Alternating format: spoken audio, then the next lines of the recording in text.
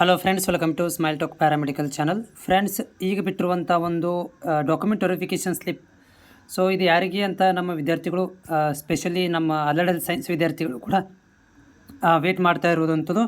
So allied health science ಯಾರೆಲ್ಲ ನೀವು tick ಮಾಡಿದ್ದೀರಿ, B S C nursing, engineering, agriculture, B S C nursing, ಆಮೇಲೆ allied health science, B P T, ಇದೆಲ್ಲ tick ಮಾಡಿದವ್ರಿಗೆ ಒಂದೇ ಒಂದು ವೆರಿಫಿಕೇಷನ್ ಸ್ಲಿಪ್ ಬರುತ್ತೆ. ಓಕೆ, ಒಂದೇ ಒಂದು ವೆರಿಫಿಕೇಷನ್ ಸ್ಲಿಪ್.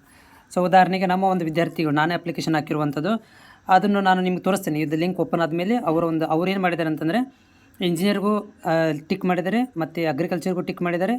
ಅದಾದಮೇಲೆ ಅಲರ್ಡ್ ಹೆಲ್ತ್ ಸೈನ್ಸ್ಗೆ, ಬಿ ಪಿ ಟಿಗೆ ಟಿಕ್ ಮಾಡಿದ್ದಾರೆ. ಓಕೆ, ಸೊ ಈಗೆಲ್ಲ ಕಾಮನಿಗೆ ಒಂದೇ ಒಂದು ವೆರಿಫಿಕೇಷನ್ ಸ್ಲಿಪ್ ಬರುತ್ತೆ. ಮತ್ತು ಈಗ ಯಾರು ಟಿಕ್ ಮಾಡಿರಲಿಲ್ಲ, ಉದಾಹರಣೆಗೆ ಇವ್ರುಗಳಿಗೆ ಯಾರು ನಮ್ಮ ಎಚ್ ಎಸ್ಗೆ ಅಪ್ಲಿಕೇಶನ್ ಹಾಕಿರುವಂಥ ವಿದ್ಯಾರ್ಥಿಗಳು. ಸೊ ಎಚ್ ಎಸ್ಗೆ ಅಪ್ಲಿಕೇಶನ್ ಹಾಕಿರುವಂಥ ವಿದ್ಯಾರ್ಥಿಗಳು ಕೂಡ ಈಗಾಗಲೇ ಏನು ಮಾಡಿದ್ದಾರೆ ಅಂತಂದರೆ ರ್ಯಾಂಕ್ ನಂಬರ್ಗಳನ್ನು ಕೊಟ್ಟಿದ್ದಾರೆ. ಸೊ ಇದರಲ್ಲಿ ಇದೇ ಲಿಂಕಲ್ಲಿ ಏನಾಗ್ಬೋದು ಅಂತಂದರೆ, ಮೇ ಬಿ ನಿಮಗೆ ಅಪ್ಡೇಟ್ ಆಗ್ಬೋದು. ವೆರಿಫಿಕೇಷನ್ ಲಿಂಕ್ ಸ್ಲಿಪ್ ಇದೆಯಲ್ಲ, ಇದರಲ್ಲಿ ನಿಮಗೆ ಅಲರ್ಡ್ ಹೆಲ್ತ್ ಸೈನ್ಸು ಮತ್ತು ಬಿ ಪಿ ಟಿ ಕಾಮನ್ ಆಗಿ ಬರುತ್ತೆ. ಓಕೆ, ಒಂದೇ ವೆರಿಫಿಕೇಷನ್ ಸ್ಲಿಪ್ ಬರುತ್ತೆ. ಅಲರ್ಡ್ ಹೆಲ್ತ್ಗೆ ಬೇರೆ, ಬಿ ಪಿ ಟಿಗೆ ಬೇರೆ ಅಂತ ಬರೋದಿಲ್ಲ. ಸೊ ಒಂದೇ ಒಂದು ವೆರಿಫಿಕೇಷನ್ ಸ್ಲಿಪ್ ಬರುತ್ತೆ. ಸೊ ಅದರ ಮುಖಾಂತರ ನೀವು ಅಲರ್ಡ್ ಹೆಲ್ತ್ ಸೈನ್ಸಿಗೆ ಮತ್ತು ಬಿ ಪಿ ಟಿಗೂ ಟ್ರೈ ಮಾಡ್ಬೋದು.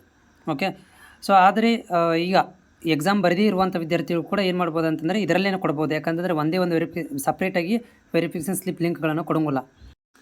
ಇನ್ ಕೇಸ್ ಏನಾದರೂ ಬಿ ಪಿ ಟಿ ಮತ್ತು ಎಚ್ ಎಸ್ ಸಪ್ರೇಟಾಗಿ ಏನಾದರೂ ಕೌನ್ಸ್ಲಿಂಗ್ ಪ್ರಕ್ರಿಯೆ ಮಾಡ್ತೀವಿ ಅಂತ ಏನಾದರೂ ಪ್ರಯತ್ನ ಪಟ್ಟರೆ, ಸೊ ಅವಾಗ ಏನಾಗ್ಬೋದು, ಈ ವೆರಿಫಿಕೇಷನ್ ಸ್ಲಿಪ್ ಯೂಸ್ ಆಗದೇ ಇರ್ಬೋದು. ಈ ವೆರಿಫಿಕೇಷನ್ ಸ್ಲಿಪ್ ಲಿಂಕ್ ಇದೆಯಲ್ಲ, ಇದು ಯೂಸ್ ಆಗದೇ ಇರ್ಬೋದು.